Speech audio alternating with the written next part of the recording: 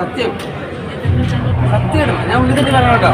കാരണം ഒരിക്കലും പ്രതീക്ഷയുള്ള പടം അവിടെ നന്നായിട്ടുണ്ട്. അതൊരു ആവറേജ് പടം. മെയിൻ സാധനം പറഞ്ഞാൽ നമുക്ക് ഇങ്ങനെയുള്ള പടങ്ങളിൽ നിന്ന് ഭയങ്കര ലാഗിങ് ആയിരിക്കും. അത് ലാഗിങ് ഇല്ല അല്ലേ?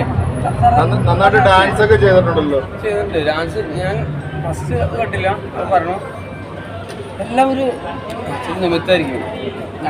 ആവറേജ് പടം എന്ന് പറഞ്ഞത് നീ ആറാടിയ പടമല്ലേടാ, നീ ആറാടിയ പടമല്ലേ? എന്റെ അഭിപ്രായത്തില് ഇതുപോലെ ജിൻഡോ ഒരു പടത്തിൽ അഭിനയിക്കാൻ എനിക്ക് തോന്നുന്നില്ല. അത്രയ്ക്ക് ജിൻഡോയുടെ ഈ ആദ്യ പടം എന്ന് പറയുന്നത് ജിൻഡോ ആറാടിയ പടമാണ്. നമ്മുടെ കോമ്പിനേഷൻ സൂപ്പറല്ലേ? ഒരു ഫീല് വന്നില്ലേ അല്ലേ? അച്ഛനും മകനുമായിട്ടുള്ള ഡബിൾ റോളാണ്. കോമ്പിനേഷൻ സൂപ്പർ, ഭയങ്കര രക്ഷയിലാണ്.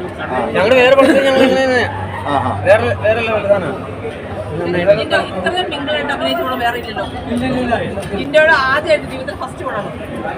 ഞാൻ ഒരുപാട് പടം ചെയ്തിട്ടുണ്ടെങ്കിലും അത് ജസ്റ്റ് സൈഡായിട്ട് പോയിട്ടില്ല. ഇത് ഒരു നായകന്റെ കഥാപാത്രത്തിലേക്ക് വേറെ നായകന്മാര് വേറെ ഉണ്ട്. പക്ഷെ എന്നാലും എനിക്ക് ആ ഒരു നന്നായിട്ട് ചെയ്തിട്ടുണ്ട്. കാരണം ഒരു സഡൻ സാധനങ്ങളെല്ലാം രണ്ടുപേരെ ചേർന്നാണ് ഫൈറ്റ് കൊറിയോഗ്രാഫി ചെയ്തത്. ഫൈറ്റ് വേറൊരു കൊറിയോഗ്രാഫർ ഇല്ലായിരുന്നു. ജിൻഡോയും നമ്മുടെ അസിസ്റ്റന്റ് ആയിട്ടുള്ള മധുവാർപ്പള്ളിയും അവർ തമ്മിൽ ചേർന്നാണ് ഫൈറ്റ് ചെയ്തത്.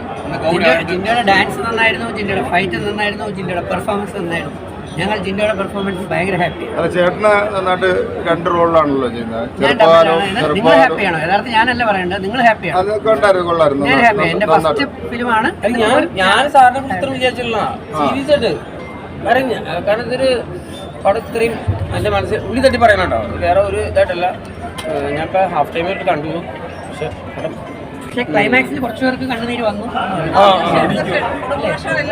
നമുക്കറിയാണ്ടേ എനിക്കത് ഫീൽ ചെയ്തു. നിങ്ങൾ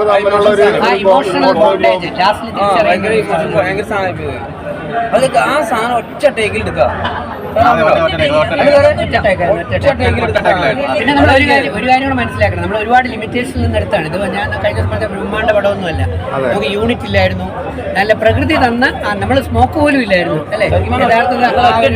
കാരണം നമുക്ക് അവിടുത്തെ വീട്ടിൽ നിന്ന് മാറി പോകണമായിരുന്നു.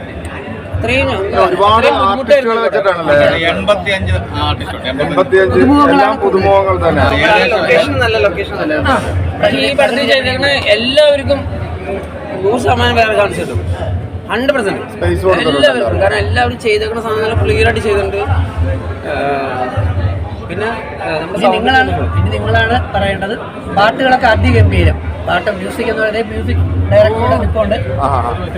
2-3 പേരൊക്കെ മറ്റേ നീരുമല ചായക്കടയിൽ അല്ല പാട്ട് രണ്ട് പടം ഞാൻ നായകനെ ചിരിച്ചിട്ടുണ്ട്. ദയാവതം ബേസിക്കലി പിന്നെ നമ്മുടെ ഫാമിലി സർക്കസ്. അത് രണ്ടും ഞങ്ങൾ അഭിനയിക്കുന്നുണ്ട്. ഞങ്ങളായിട്ട് ഇപ്പൊ അടുത്ത മൂവി നമ്മുടെ ജസ്റ്റ് വരുന്നുണ്ട്. ഫൈനാൻസ് സ്റ്റാർട്ട് ചെയ്യണം. അപ്പം ഫസ്റ്റ് പടം ഹാപ്പിയാണ്. മാളികപ്പുറത്തിലെ വില്ലല്ലേ അവരൊക്കെ വന്ന സമുദ്രമാനൊക്കെ വന്ന 4 ലാംഗ്വേജിൽ തമിഴ്നാട്ടിൽ നിന്ന് തെലുങ്കിന്നൊക്കെ 5-6 പേര് അഭിനയിക്കുന്നുണ്ട്. എല്ലാവരും സപ്പോർട്ടാണ്. എല്ലാവരും പോയി പടം കാണണേ, പടം കാണണം.